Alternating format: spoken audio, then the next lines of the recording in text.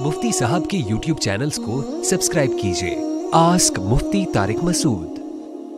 नमाज में सूरतें पढ़ने की क्या तरतीब है? नमाज में सूरत पढ़ने की तरतीब बता दें। किस तरतीब से सूरतें पढ़नी चाहिए? अहलिया साजिद इंडिया से। देखें, नमाज में सूरतें उसी तरतीब से पढ़नी चाहिए जिस तरतीब से कुरान मजीद में लिखी हुई हैं।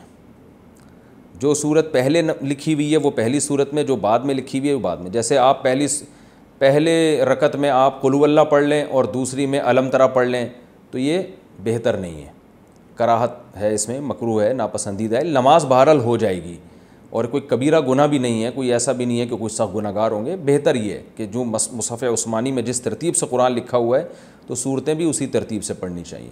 हाँ, पहली में अलम तरा पढ़ ली, दूसरी में कुल हुवल्लाह, तो ये ठीक है, लेकिन ये कोई फ़र्ज़ वाजिब नहीं है। अगर किसी ने गलती से ऐसा कर लिया कि पहले बाद वाली फिर पहले वाली, तो भी ठीक है, इसमें कोई गुनाह नहीं है। आस्क मुफ्ती तारिक मसूद।